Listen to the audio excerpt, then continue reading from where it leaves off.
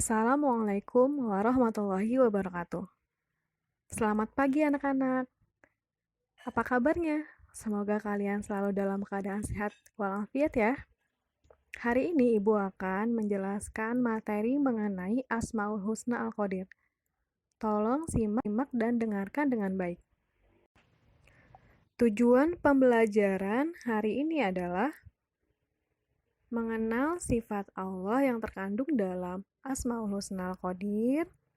Dan yang kedua, agar kalian dapat membiasakan diri berperilaku positif melalui pemahaman mengenai sifat Allah yang terkandung dalam Asmaul Husna Al-Qadir. Kisah Nabi Isa alaihi salam. Maryam adalah anak gadis Imron. Maryam merupakan keponakan dari Nabi Zakaria alaihi salam. Ia dikenal sebagai wanita solehah. Ia sehari-hari beribadah kepada Allah Subhanahu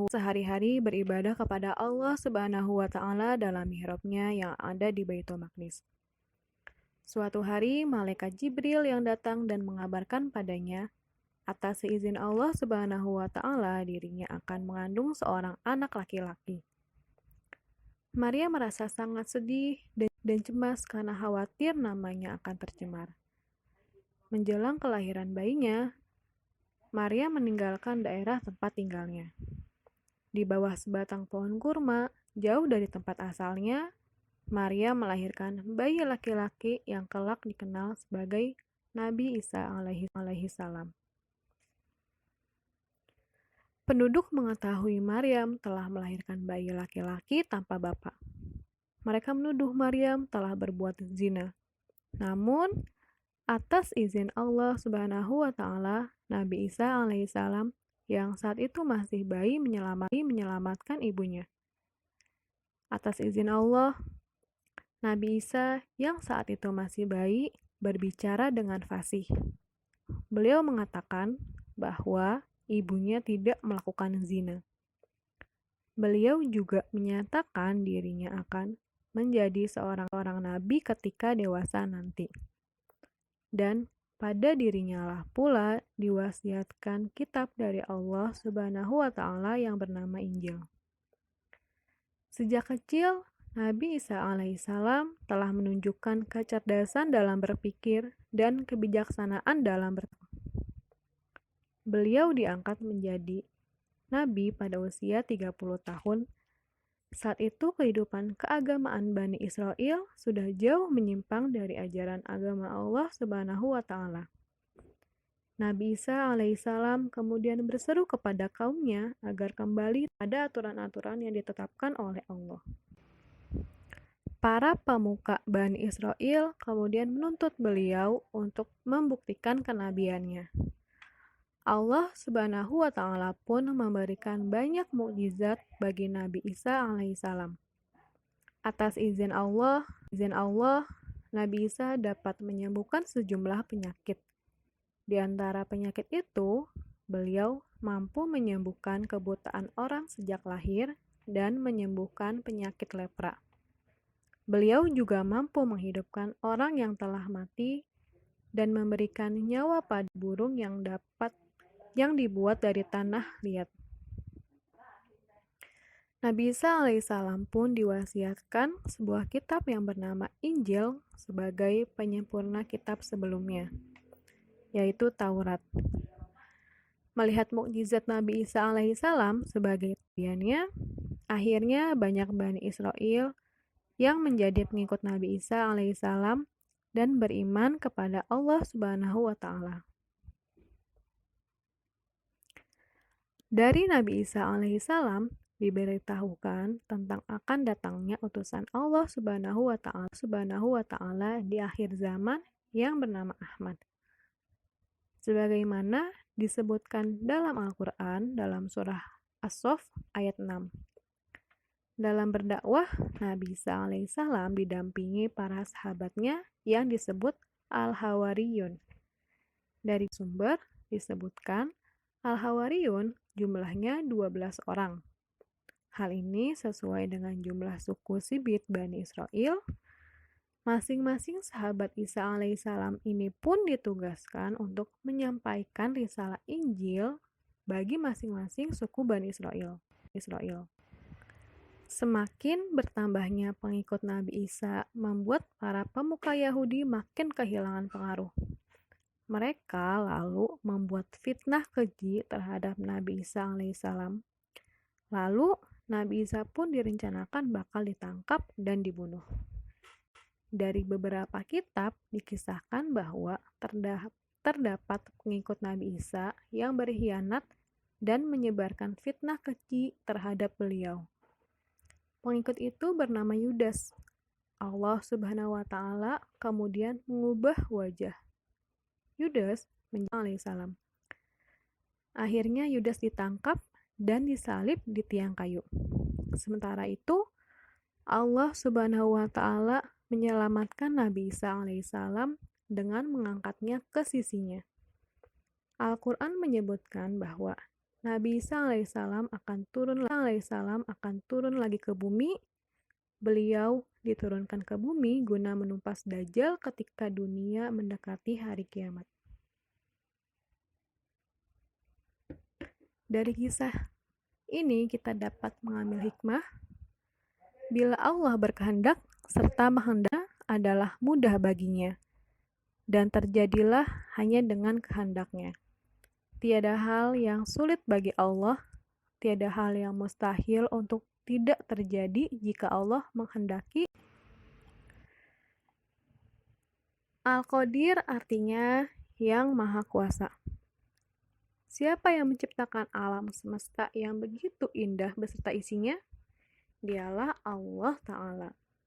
Allah adalah zat yang menciptakan alam semesta sekaligus menguasainya karena Allah Subhanahu wa Ta'ala memiliki sifat Al-Qadir.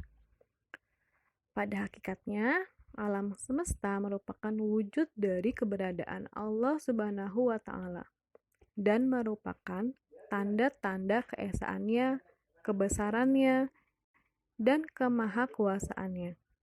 Sebab keberadaan alam semesta serta hukum-hukumnya tidak akan ada tanpa keberadaan Allah yang Maha Kuasa. Segala sesuatu, termasuk langit dan bumi, merupakan ciptaan Allah yang Maha Kuasa, seperti yang disebutkan dalam Al-Quran, surah ke-14 ayat 11. Allah menciptakan alam semesta ini untuk menunjukkan kemuliaannya, kekuasaannya, dan kebaikannya yang tak terhingga. Sehingga manusia harus patuh dan taat terhadap hukum-hukum Allah yang telah dituliskan di dalam kitab suci Al-Quran. Kita, sebagai umat manusia yang merupakan ciptaan Allah, harus melaksanakan aturan-aturan yang telah Allah berikan dan menjauhi segala larangannya. Sebagai contoh kepatuhan manusia terhadap Allah Subhanahu wa Ta'ala adalah dengan tidak merusak apa-apa yang ada di muka bumi atau lingkungan alam. Sudah semestinya kita harus menjaga lingkungan dari segala macam hal yang dapat menimbulkan kerusakan. Kita harus memanfaatkan apa yang telah Allah berikan di alam ini dengan sebaik-baiknya tanpa harus membuat kerusakan. Karena Allah menciptakan lingkungan alam ini dengan sebaik-baiknya. Maka sebagai ciptaannya harus menjaga lingkungan alam ini dengan sebaik-baiknya pula. Salah satu bentuk ketaatan kita kepada Allah dalam menjaga alam ini adalah dengan menjaga kebersihan lingkungan. Salah satunya dengan tidak membuang sampah sembarangan, tidak mencemari lingkungan baik di darat maupun di laut, tidak merusak habitat makhluk hidup yang lain, saling menjaga antara sesama. Firman Allah dalam surah Al-Isra ayat 99. A'udzu billahi minasyaitonir rajim. Bismillahirrahmanirrahim. Awalam yarau annallaha alladhi khalaqas samawati wal ard khalaqas samawati wal arda qadirun ala an yakhluqa mithlahum wa ja'ala lahum ajalan la raiba fihi fa'abaz zalimuna illa kufura. Sadaqallahul azim. Artinya, dan apakah mereka tidak memperhatikan bahwa Allah yang menciptakan langit dan bumi adalah Maha Kuasa pula menciptakan yang serupa dengan mereka? Orang beriman yang meyakini bahwa kekuasaan yang dimilikinya adalah pemberian Allah, maka akan menggunakan kekuasaannya untuk membantu kaum lemah. Orang beriman akan berpikir bahwa kekuasaannya tidak bertahan lama dan suatu saat akan hilang. Hanya kekuasaan Allah lah yang kekal, sedangkan kekuasaan manusia sangatlah terbatas. Anak-anakku yang dirahmati Allah, kita sebagai manusia seringkali lupa akan hal ini. Banyak orang yang terlalu bersandar kepada kemampuannya, kecerdasannya, keahliannya, kekuatannya, kekuasaannya, kekayaannya, ataupun kehebatannya. Padahal, tanpa pertolongan Allah, manusia tidak bisa berbuat apa-apa. La haula wala quwata illa billah. Tiada daya dan kekuatan kecuali dengan bantuan Allah. Kalimat yang agung ini mengandung kewajiban bertawakal kepada Allah semata dan agar kita senantiasa memohon pertolongan kepada Allah dalam menghadapi urusan dan permasalahan. Apabila kita pun telah sadar dan teringat bahwa dunia dan segala isinya ini adalah milik Allah, dan Allah bisa mengatur alam ini sesuai kehendak dan hikmahnya seperti apapun yang Allah inginkan. Maka semestinya kita pun kembali sadar bahwa tidak ada yang berhak untuk disembah selain Allah, karena hanya Allah yang mengatur alam raya ini. Allah pun yang menjadi rizki seluruh manusia dan bahkan setiap binatang melata yang ada. Kebanyakan orang apabila tertimpa musibah dan bencana kembali kepada Allah dan berdoa kepadanya semata agar segera dilepaskan dari musibah dan mara bahaya. Akan tetapi pada saat Allah telah menganugerahkan kepada mereka keselamatan, maka tiba-tiba mereka pun kumat, kembali tenggelam dalam syirik dan kekufuran.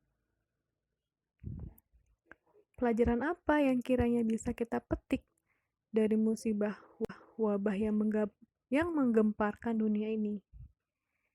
Ya, banyak yang bisa kita hayati. Salah satunya adalah wajibnya kita bersandar kepada Allah dan tidak kepada kemampuan diri kita. Kita ini lemah. Hanya Allah lah yang maha kuat. Kita ini tidak mampu dan Allah yang maha mampu. Kita ini tidak tahu, sedangkan Allah yang maha mengetahui. Kita pun wajib memurnikan ibadah kita kepada Allah. Tidak boleh beribadah kepada selain Allah. Dengan demikian, musibah ini semestinya membuat manusia kembali sadar untuk selalu mengingat Allah, bersyukur kepada Allah atas segala nikmat yang telah diberikan. Semestinya manusia ingat bahwa sebab utama musibah ini adalah mungkin karena kekufuran yang dilakukan oleh umat manusia. Sekian penjelasan mengenai Asmaul Husna Al-Qadir. Ibu harap kalian bisa mengambil pelajaran yang baik dari penjelasan yang sudah Ibu jelaskan tadi.